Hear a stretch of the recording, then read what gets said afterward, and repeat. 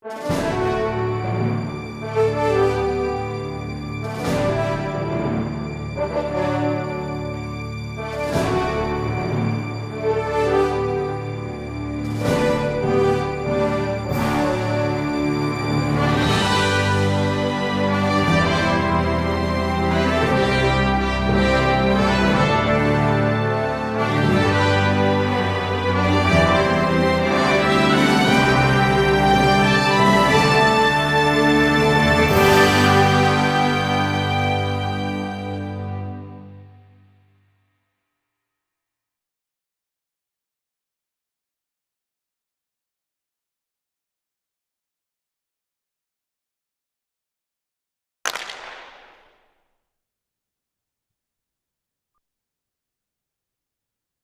up, everybody, and welcome to Puck University, hashtag PuckU and the fabulous Lock 22 network. Joined today with my fabulous co-host, Mr. Tommy Bahama Mitchell. Tommy, how you feeling today? Good. How's everybody doing? Welcome back to Puck U Nation, everybody.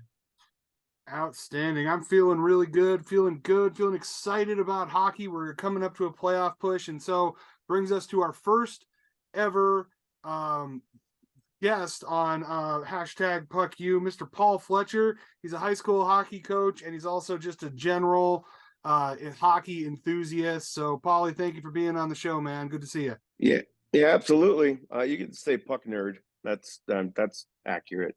Puck nerd. Hey, puck nerd, yeah, for sure. What we all strive to be, if not already. So, all Correct. right, we got couple of weeks here left in the playoff push, but we got a couple of things going on. Number one, the LA Kings are a contender, second in the pack. They can, if they can potentially overtake Vegas in this next week. Is LA the real deal, Tommy? I think so. That's why I keep picking them for my my locks of the week. I know. I got to tell a good stretch of hockey for sure. I got to tell you, Anze Kopitar, man, he's playing like he's 25 again. Guy is just finding the net, and plus they got a lot of young talent. Paul, what do you think about our friends over in LA? I think they're absolutely a contender, unfortunately. Because I say unfortunately because I think the catalyst of the season is the guy that they got from the Wild. So there's that. Yeah. Have you heard the rumor that the Wild are struggling to score? You know, I try to, as an Avalanche fan, I try to avoid a Wild news like the plague. But I got to tell you, hearing that the Wild are struggling to score would definitely bring joy to my heart. But aside from that trouncing in Boston, it sounds like they've been playing pretty well. They've been playing pretty well. My whole point, though, is to bring it back to Kevin Fiala, because it's funny. You're struggling to score after getting rid of, if I'm the GM, I make every move I have to keep that guy. And I'm including making difficult decisions, getting rid of, one thing that was rumored about was Jared Spurgeon to the Oilers. Nobody wants to lose a defenseman like Jared Spurgeon, but when you have a goal scorer like Kevin Fiala, you have to keep we sat here for 2 decades wanting a guy like that. We get 2 and we trade one of them. It makes no sense. I'm not trying to make this about the Wild. I'm just saying the Kings are absolutely legit, and I love that 22. He's a little beast. Yeah, and here's what scares me about the Wild in the Western Conference is that they have this kind of, for the last couple of years, they've kind of been established as this like kind of tough, gritty, defensive oriented team, but they didn't have scoring. And you're right, that's the biggest piece missing with scoring, and I think Fiala really adds that on. Like I said, Kopitar playing, Drew Doughty's starting to pick it up a little bit. I mean, yeah, it's crazy. It's kind of like that scene in Happy Gilmore where he like learns how to putt. And it's like the one piece missing from his game, and now he's just like an unstoppable force. That's the Kings right now. So I'm hoping Happy learned how to putt. Uh-oh. You're gonna die, clown. Yeah, it's funny. It's funny to see it. It's not funny, but it's amazing when you get on a roll how veteran players suddenly become young again. Mm-hmm. It's winning isn't easy, but when you're doing it, life in the game is when you're rolling. The game's easy when you're feeling it, and they're feeling it right now for sure. Absolutely, yeah. Nobody's cold on the winning side of the field. That was a football saying, because everybody's cold in hockey. Tom, you got anything else to say about the Kings? No, I just wanted to stem back to what Paul was saying about number 22. There is, we said it the second episode of our show that the GM makes questionable calls, and that one I agree is definitely one of them. But hopefully, when 97 gets back, they get back on their scoring and take it deep into the playoffs. So wait, let me run this because I remember Minnesota had a couple of pretty huge contracts that they were kind of saddled with, right? Was Fiala one of those contracts, Paul? No, well, no. I mean, the biggest contracts that they're saddled with are the Parisi Suter contracts. Parisi and Um, Studer, that's who it was. Okay, yeah. yeah, those are making it difficult. And look, it would have been tough to sign Fiala, but I'm also, I play armchair GM. I don't have to actually make decisions. Um, and it's really easy when you're not the GM. But I still think in this case, when you get a guy, I'm not saying Kevin Fiala is generational goal scorer, but he's a 40 goal guy all day in America Yeah. and twice on Sunday. So I just think if you get a guy like that, you can't. I mean, imagine if early on, and this is a ridiculous comparison. So please don't make a meme out of this. But imagine if the Chicago Blackhawks in the first couple of seasons would have went, we don't really want to pay Patrick Kane.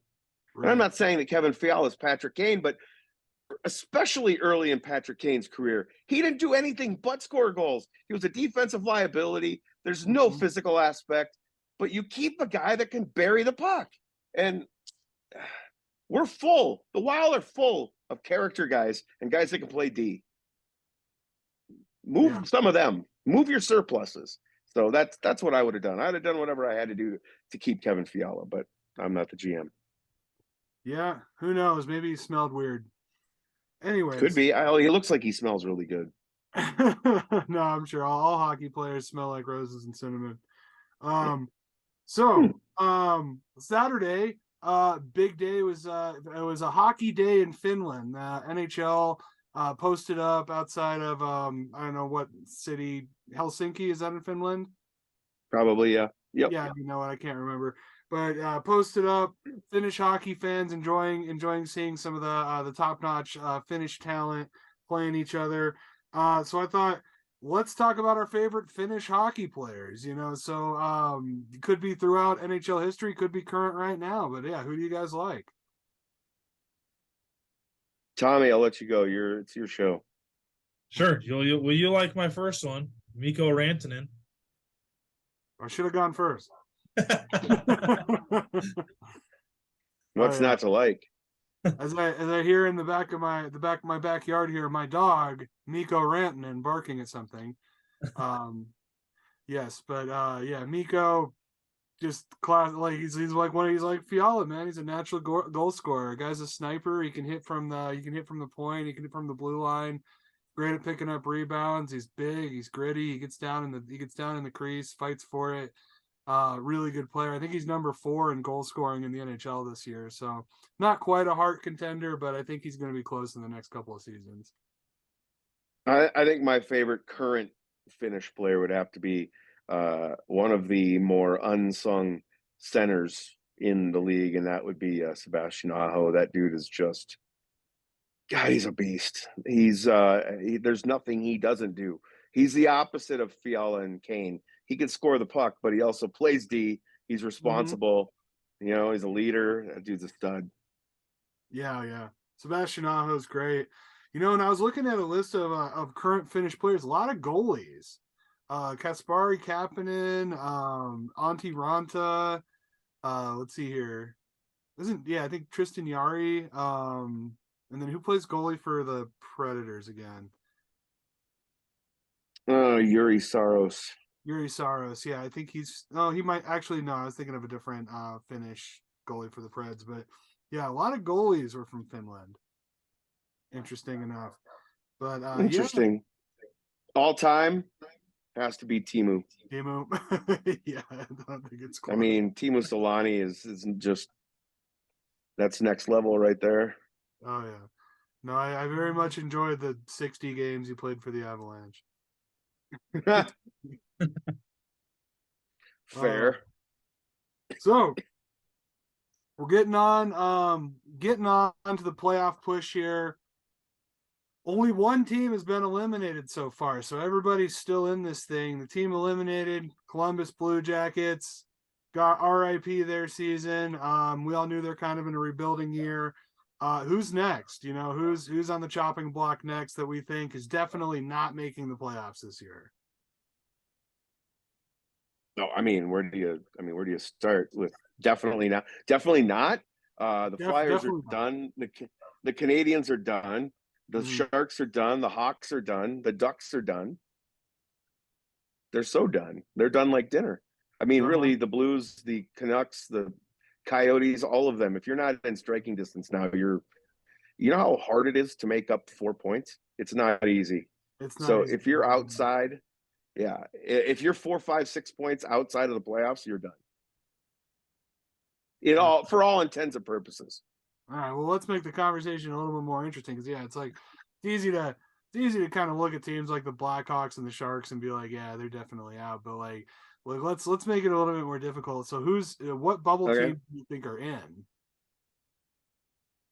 Ooh, let's see. I'm looking at standings right now. I don't know. I kind of think like with the East, I think the teams that are in right now are the teams that are going to be in. I think the Capitals are done. The Panthers are 1 point out.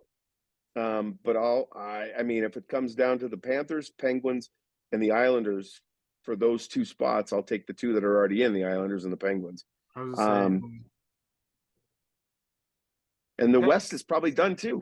Winnipeg Jets, and I mean, the Flames are 4 points behind the Jets with the same amount of games played, and one less game played than Seattle. So, and the Flames are just so inconsistent. Yeah, that life is over for them. The Predators probably are out too.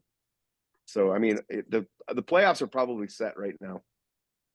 yeah, I don't know. The only team that I think has potential to skid is maybe Winnipeg, just because they've been very streaky this year. But yeah, it's really hard to count on Calgary accomplishing anything. My only Go ahead, Tom. my only what makes me nervous is basically my team, Penguins. Like we just said, the Panthers are right behind them, and they got a tough last couple weeks before the playoffs. So if the Panthers do well and the Islanders do well, that's one team that I think they basically have to punch their own ticket. They got to play lights out hockey for the next 3 or 4 weeks. However, I think it's 3 weeks left, something like that. 12 games, give or take, depending on who you're looking at. Yeah, that's what I thought. Yeah, so they gotta win. I mean, they gotta punch their own ticket. They're not going to get in easy at this point. That's for sure.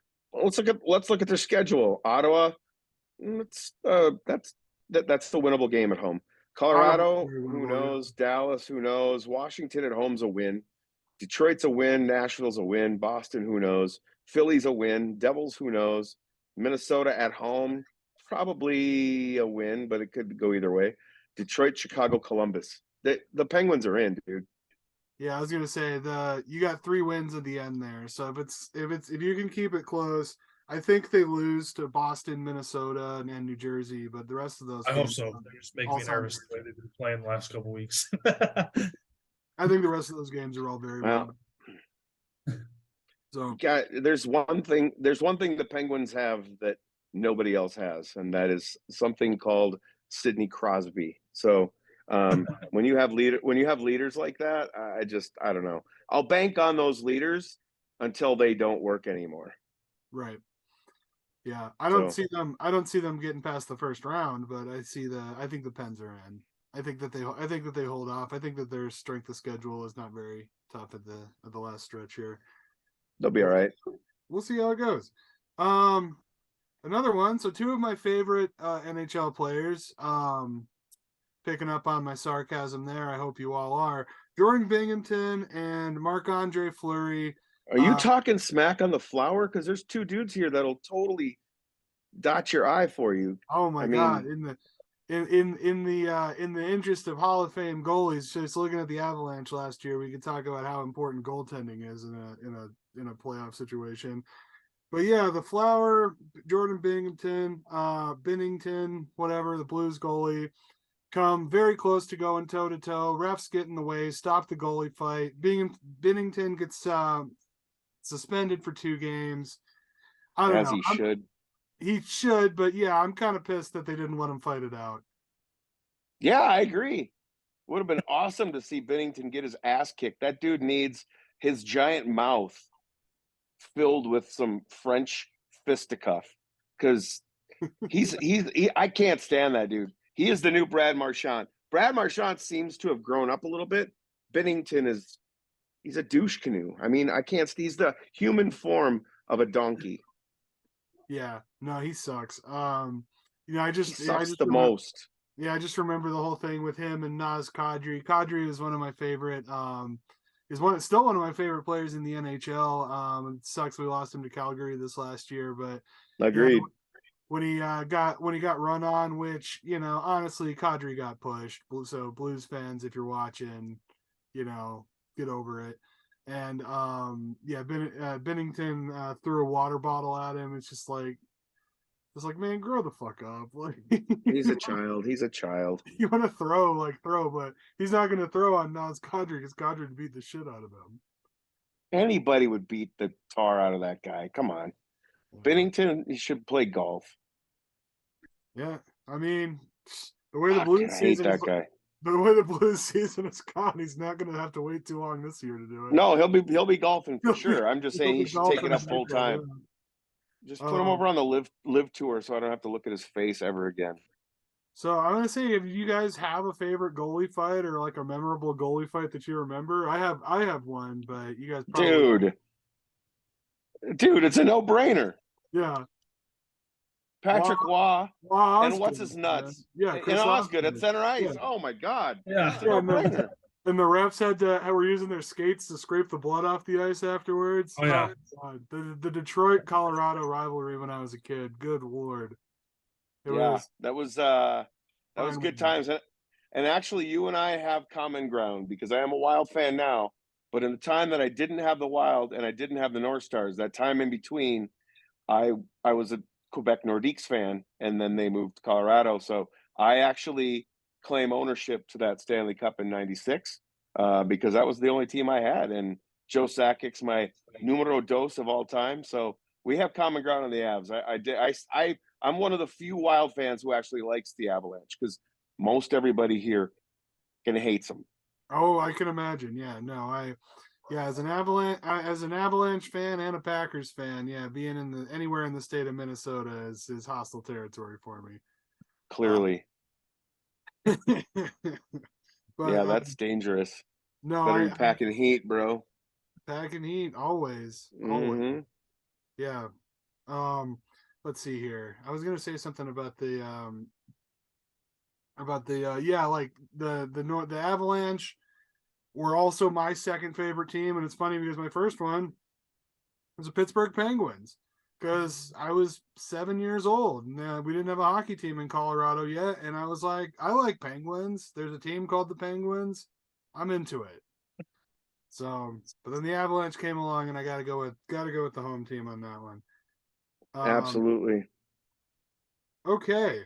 Any other news stories we want to talk about? Anything else pressing in the league that we feel like we can register an opinion on? I don't think I've got too much. I mean, I got one that's close and near dear to my heart. I don't know if it's major league news, but my cousin's son made his NHL debut last night with the Blackhawks. Wyatt Kaiser, number 44. Wow. He's grew up here in the suburbs and went to UMD, and generally is considered a mega stud on the blue line. So we'll see if he can cut it at that level. Hell yeah, man. That's awesome. Yeah, Yeah, it's congratulations. fun. That's sweet. Congratulations. And yeah, I mean, hang on to him, Chicago. You guys definitely need, because you said he's a defenseman. I'm guessing if he holds the blue line. Yeah. Yeah. Yep. He's a solid body. He's not huge, but he's got enough. Really good skater. That's probably the biggest thing he's got going for him. But yeah, see how it goes. I saw him standing still a little bit watching last night. He's gonna obviously have to put an end to that, but that was game one. So Yeah, I couldn't imagine what it would be like the first time you step out onto the ice in front of 20,000 people. It's just like, yeah, it's a little much. well, I mean, here in Minnesota, that's not super uncommon. You play college hockey, but it's more just, I think you're probably more in awe of everything going on around you because, you think about what, like UMD, all they do is win titles, right? Like that's a roster full of talent, and only what, 3, maybe 4 of those guys are going to crack the NHL. Right. So, so just think now, everybody on the ice is as good as you or better. So you're just taking such a huge step up that, yeah, it might take some time. Not everybody fires away immediately, but it's a good situation to be in. And yeah, we'll see what happens. They're going to have to rebuild at some point. So maybe that's one of the building blocks on the D. You know what? If he's on the ice now, I mean, they at least have that much faith in him to develop. Yeah, because if they didn't think that he was going to be a potential starter, they wouldn't have put him out there. Correct. So, Yeah, and we he talked wouldn't have about left last week with that going from the AHL to the NHL. It's so much faster. I mean, he probably was just like mind blown by how much faster the game is. He had to wrap his head around it a little bit. 100%. I'm sure that's what makes it so unbelievable when these guys step in and just dominate. It's like, I mean, like our guy, like Kirill Kaprizov. I mean, granted, he's a little bit older rookie, but my God, that dude didn't. I mean, game 1, it was just unreal. I think it's part of why. Yeah, I was gonna say some guys are just built for it. I look at we had a great example here, Cale Makar. Dude wins the Hobie Baker, loses the college national championship 2 days later, flies to Colorado. He's starting in a playoff game, scores his first goal. Yeah, he's okay. He's all right at hockey. Yeah, he's all right. And then he wins Rookie of the Year. Then he wins the Norris last year. He gets his first Stanley Cup. It's just like, and he just went from go. He was a college player one day, and the next day he's playing. Yep. He's dominating the pros. So yeah, some guys are just built for it, man. Yeah, we were very much keeping an eye on him because he was a buddy of mine here in town that's a hockey coach. He's like, keep an eye on this kid. And so we did. And it was just like, he couldn't have been more right. I think he's actually better than what my buddy even kind of expected for him. So, yeah. Cale Makar is pretty good. No, I think that's not his first Norris, and I see 8 hanging in the rafters in Denver in the future. Wow, take it easy. I'm saying Cale Makar, he's an absolute stud, generational talent. He is, but it's early. Let's not put too much on him. Oh no, I'm telling you. Okay. All right, so there's a good lead in to team updates. So this is kind of the segment of the show. We move past overall league news. We kind of talk about our teams, the woes of our teams, and kind of what we're excited about. I know that we kind of spoke a little bit about the Avs and Wild first, but you know what? Let's start with old Tom Mitchell here and tell us about his Pens and their woeful last week. Well, you're gonna have a woeful last week when you play the Rangers 3 times. I mean, yeah. Yeah, so there's that. That's kind of why we talked about a little bit ago with my worry going into the end of the season, but I do have to also take in consideration who they played last week. Going forward, they do have, as we discussed, they do have some games that are going to be a little bit easier than what they just finished. So hopefully they, like Paulie said a little bit ago, you got Crosby, you got Letang. you got really good leaders on that team. I think they will turn it around and just get into the playoffs. Whether or not they go farther than the first round, who knows? Yeah. Not too bad. Yeah, Paulie? Oh, sorry. probably not. But you've also got that Jake Gensel guy who's pretty good at hockey as well. And Malkin. and- I mean, you got a couple good ones. He's from that Jake Gensel guy's from Minnesota. We like him. Oh, nice. Yeah, So- and that Jason Zucker guy too. He's a good dude too. Another Minnesota like adopted son. Yep. So yeah, you'll be all right. They're gonna be fine. Yeah, we got one Minnesotan on the team as well, Eric Johnson. Everybody does, dude. I was gonna say if you're a professional hockey player and you're from the U.S., you're from Boston or Minnesota. Yeah, for sure. Probably Minnesota. Probably Minnesota. Yeah.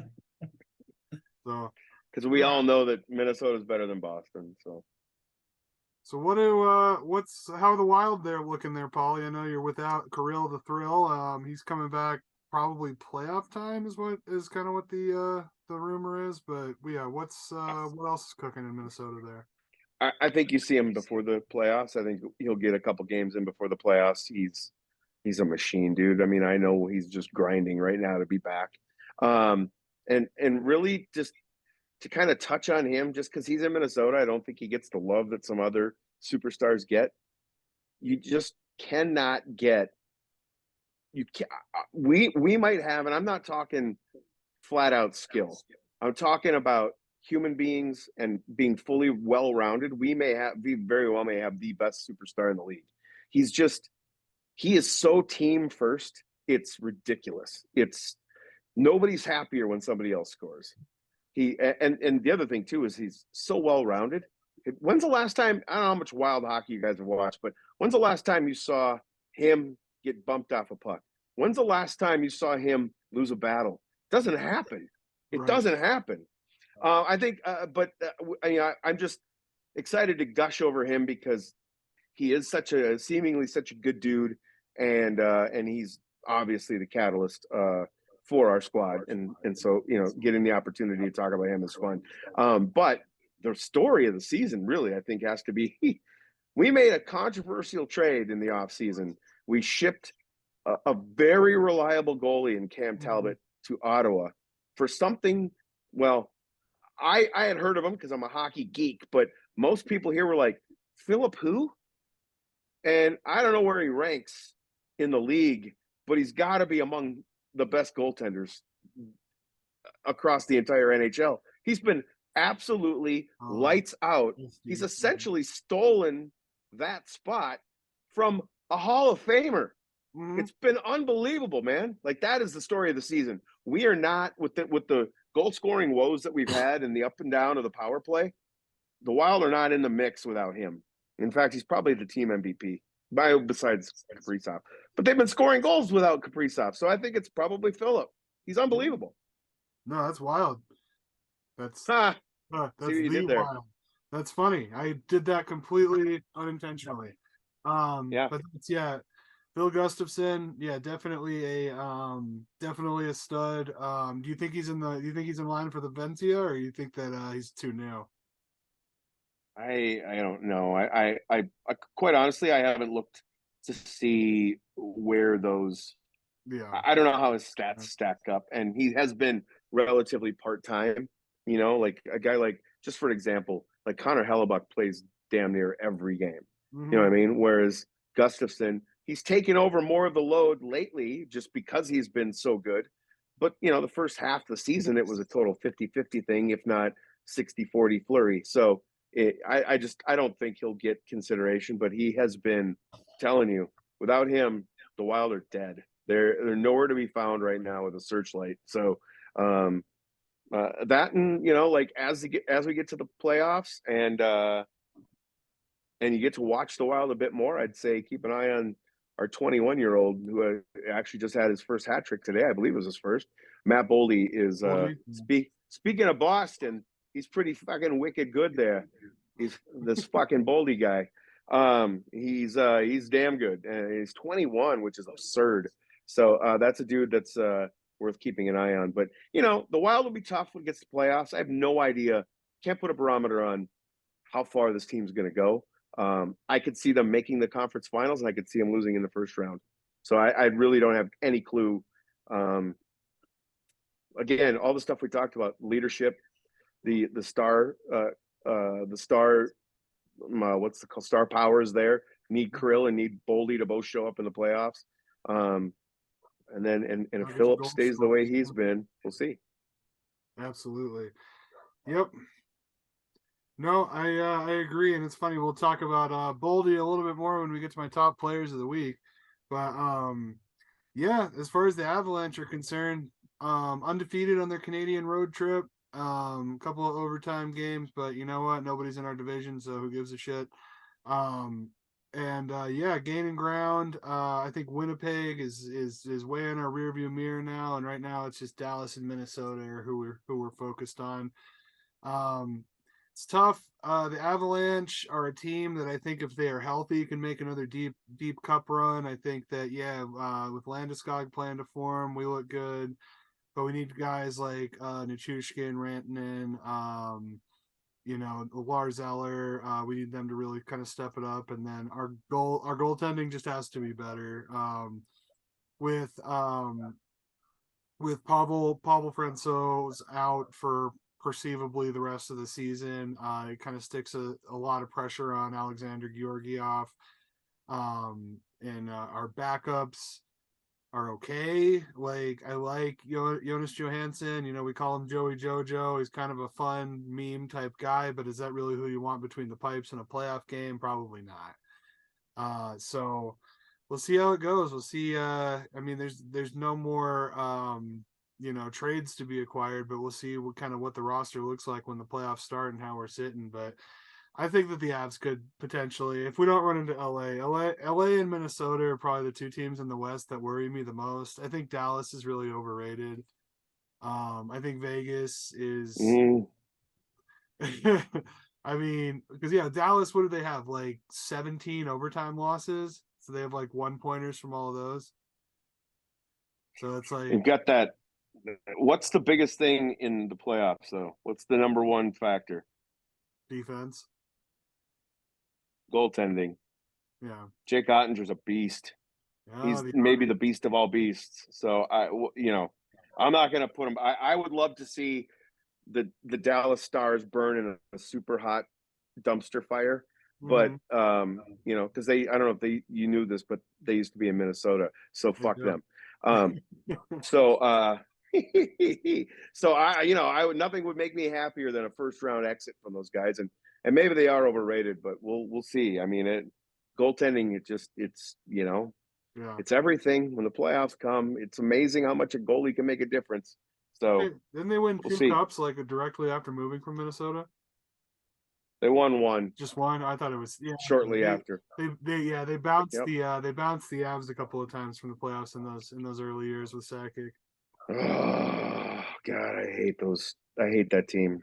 Dallas, they're not the passion. They're not my favorite at all. All right. Interest of time, let's move on to our locks of the week.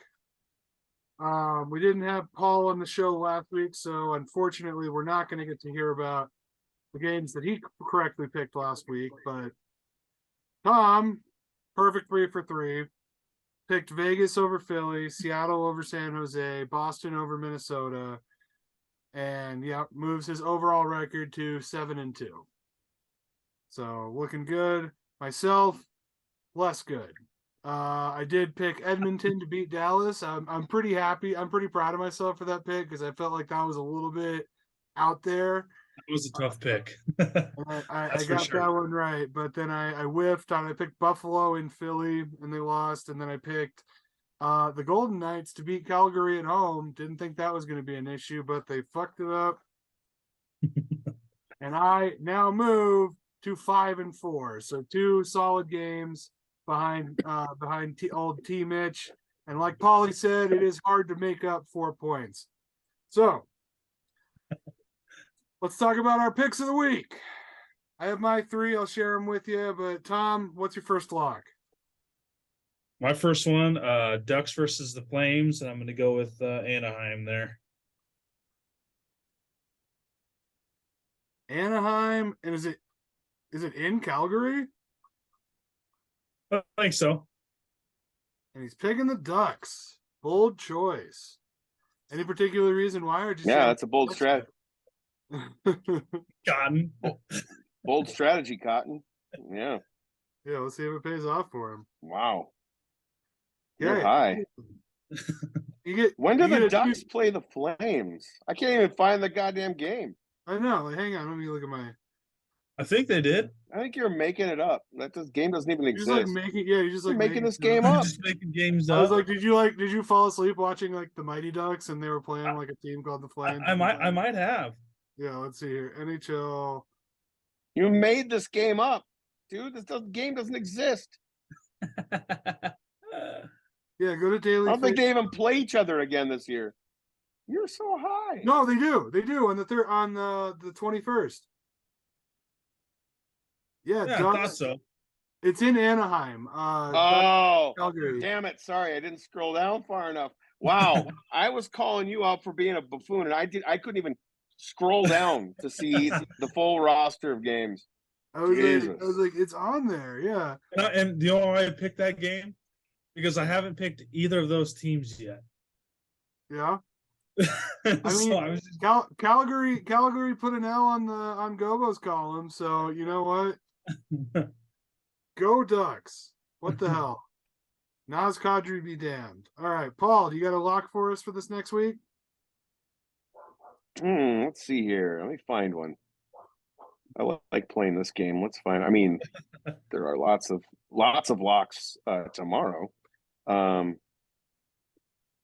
to find one that's a bit more challenging. Let's go with. I mean, you got the Avs hosting the Blackhawks tomorrow. You got the Sharks at the Oilers. I mean, that's like not even fair. No. I'll go with, you know what? I'll take the Dallas Stars on Tuesday the 21st. Dallas Stars to a lock against the Kraken. Oh man. Ooh. Even though the Kraken have to win, I'm going to take the Dallas Stars in that spot, although I hope the Kraken win. I hope to be wrong, but lock that one in. Okay, locked in Dallas over Seattle. And maybe it's because I'm like starting to slip in the rankings a little bit, but I took a couple of easy ones this last week or this upcoming week. But my first one, St. Louis at LA. I mean, taking candy from a baby. St. Louis is rebuilding. I don't know. They found a way to win against San Jose a couple of weeks ago, and then they beat somebody this last week too. So you never know, but I think LA is making a push. They got all the momentum. I don't see St. Louis being competitive in this game. All right, Tommy. Fair. Lock number 2.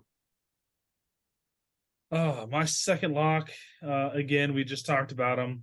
They're eliminated, so they got nothing to play for. Islanders versus the Blue Jackets. I chose the Islanders to win that game. Islanders basically have to keep winning to make the playoffs. Blue Jackets are out. So picking Islanders. All right. Columbus playing for pride. Tom thinks they have none. You go out there and lay a big old donut. Paulie, game 2. Okay. Let's go. I want to find something a little more challenging. How about let's you know what? No, that's not fair. That's stupid. My second lock, I'll go with the you know what? Screw it. Tuesday the 21st. I'm going to take another one from that game. I'm going to take the Islanders at home to beat the Maple Leafs. Yeah. Yeah, there you go. Lock it up, son. Lock it up. The Maple Leafs are a joke. Yeah, fuck the Leafs. Got a good record, but they're a joke. I like Ryan O'Reilly and John Ticking Tavares. time bomb. Yeah. No, like Toronto. He's hurt. Yeah, they're not gonna win. They're not gonna win the cup. Like ever. No. They have no chance. So, all right, this next one I'm changing it because I wrote down one that's a little too easy. I had Montreal at Boston, and I'm like, you know what, that's too easy. I'm gonna go a little more challenging. Yeah, that's not fair. And I think that I would be remiss if I missed this opportunity.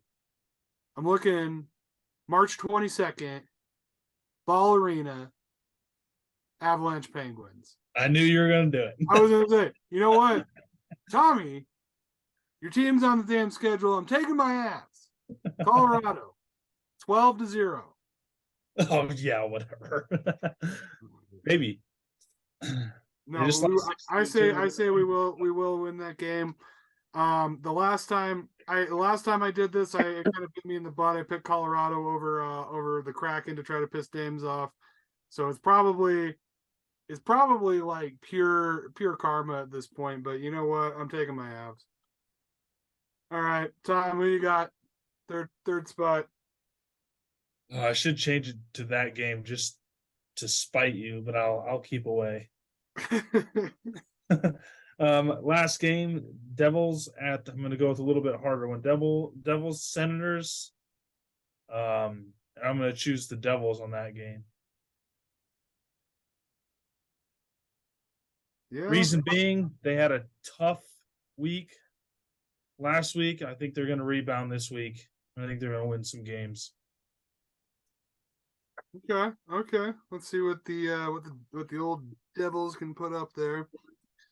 All right, Mr. Paul, your final pick of the week. Wednesday, March 22nd, I will take the Pittsburgh Penguins as a lock over the Colorado Avalanche. You son of a bitch. You shied away from it. I won't. And it's not to spite you. I think the Penguins are going to be, I don't know, I just think they're going to be all right. Plus, I root for them, so. Okay. Well, and I root for the Avs, too. But, as a Wild fan, you should be rooting for everybody who plays this. True. It's true. My last pick is pretty unexciting. Unexciting. I don't know if that's a word either. Tampa Bay at Ottawa. I'm also picking Tampa Bay. We're really giving it to the Senators this week. But you know what? They're getting sold at the end of the season. They're not making the playoffs. It's kind of a tough road win, but Tampa will roll them. So, top players of the week. I like it. I can't wait for Ryan Reynolds to own Ottawa. That's going to be fantastic. It's going to be great. The Ottawa Deadpools. God. If he could have bought them this year, though, that would have been great because I had them preseason. Dude, the stuff they added, they got some skill. They just need to marinate a little bit more. That's all. I was a little early, but I put money on them to win their division this year, which I knew was a long shot, but they had great odds. So it was more of an odds play than it was really thinking they would win. So I like it. Yeah, no, I mean, Claude Giroux is the man. Like, yeah, he's Alex DeBrincat and DeBrincat. Yeah, that's it for oh, that. dude. Yeah, Kachuk, are you kidding me? He's nasty.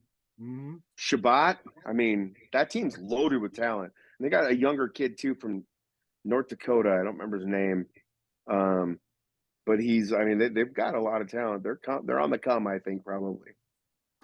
So yeah, they're like the Chargers of the NHL. Like nobody understands how they have so much talent and still suck. Anyways, all right. So top players. I'm gonna go first because I had two from the same game, and it was Minnesota.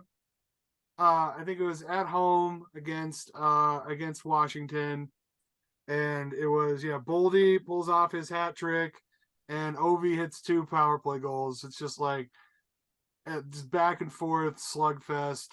What a game! And then I I'm a sucker for an Alex Ovechkin slap shot, man. It's just if I was, I mean, like, how do goalies stand in front of it? I feel like it would kill you if it made contact.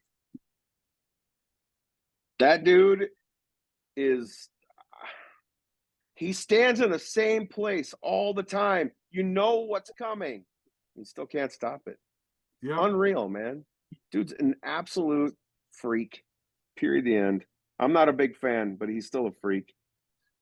I mean, I remember the first time I saw him live, it was Avs and Caps, and like we had lower level seats, and I remember he hit a shot that hit the boards behind the goal, and it was like I felt it in my bones.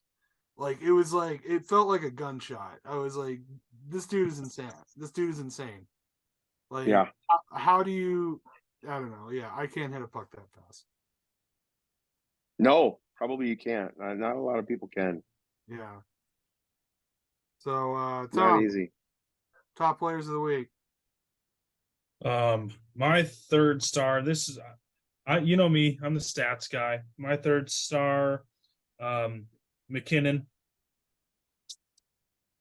5 goals, 9 assists in the last 5 games.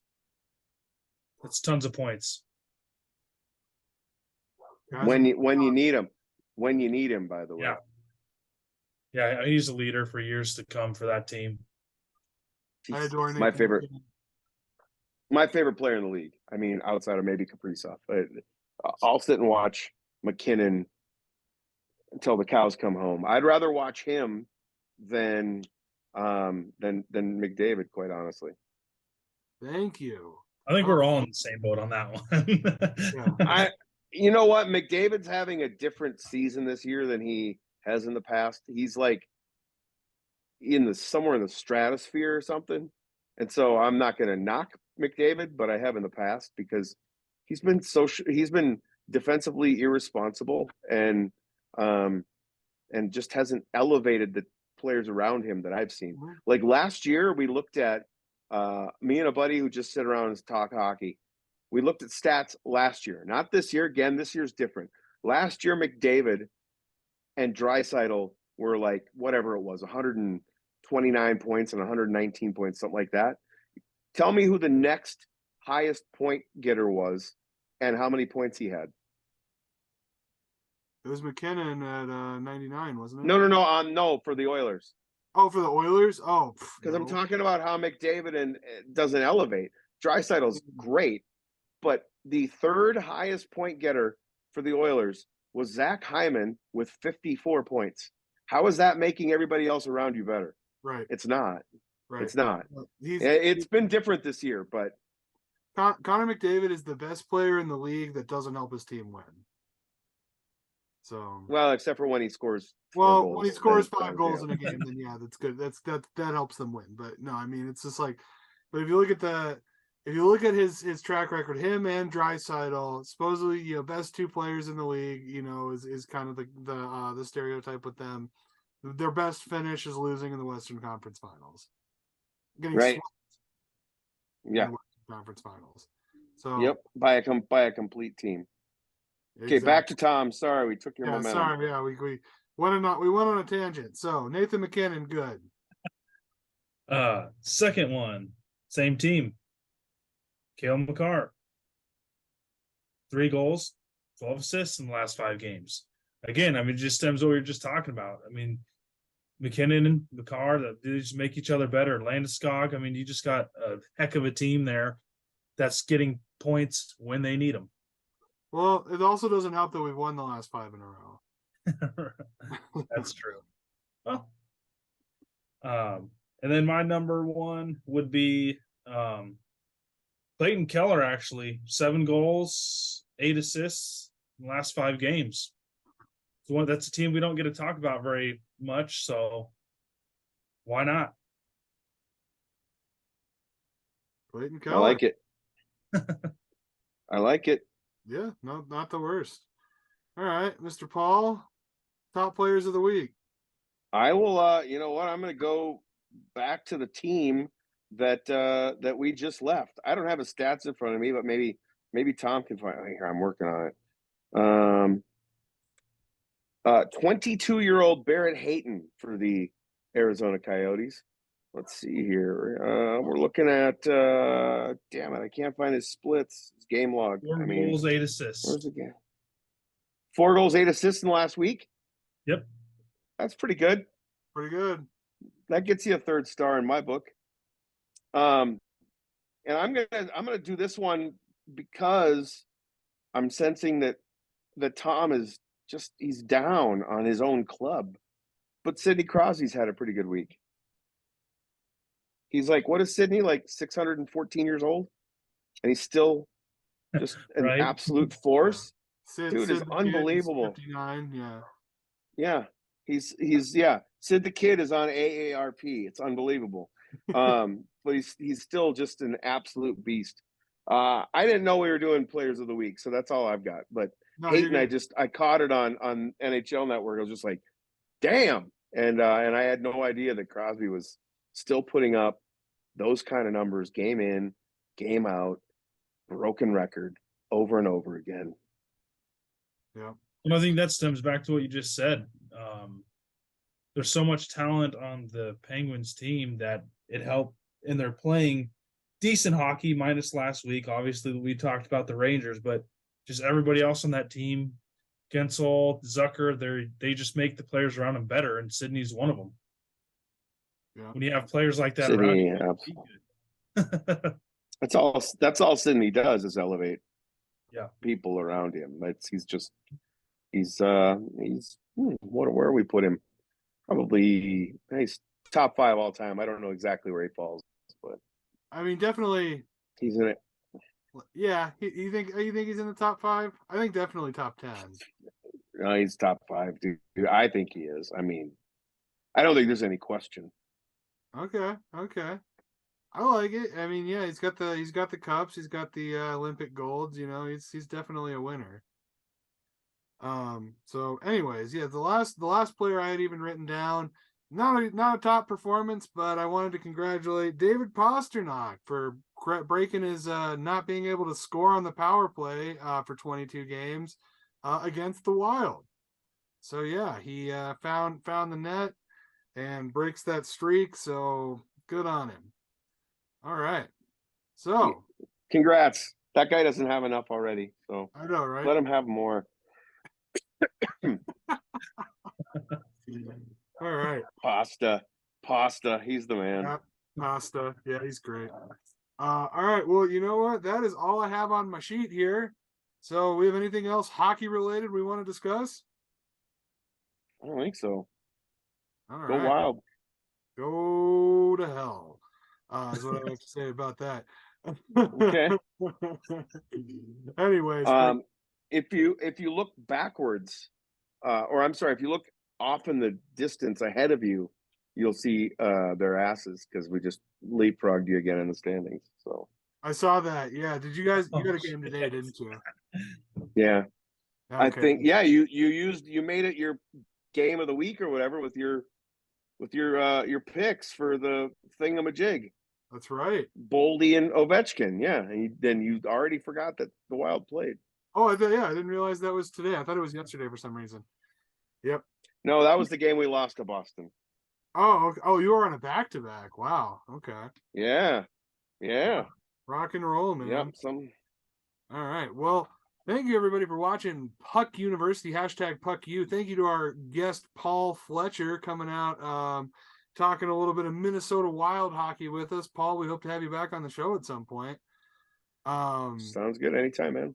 Yeah, of course. Make sure you're checking out the other lineups, the lineup of great shows on Lock 22 Productions. We got that 2 Mark and a Spark if you're into the wrestling scene.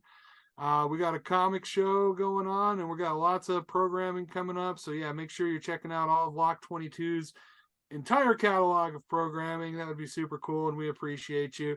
Also, calling out anybody in the audience, if you have 3 locks of the week, if you would like to register it, and whoever gets the most amount of games right in the comment section, you're going to get a shout out on our next episode. So throw up your picks into the chat and we'll see what happens. All right. So for Lock 22 Productions, my name is Gobo. This has been Puck University. Tommy, you got anything else to say to the folks? Yeah, again, thanks for joining us on Puck U, and you guys have a good evening. All Thanks for right. watching. Keep watching hockey and hashtag go puck yourselves.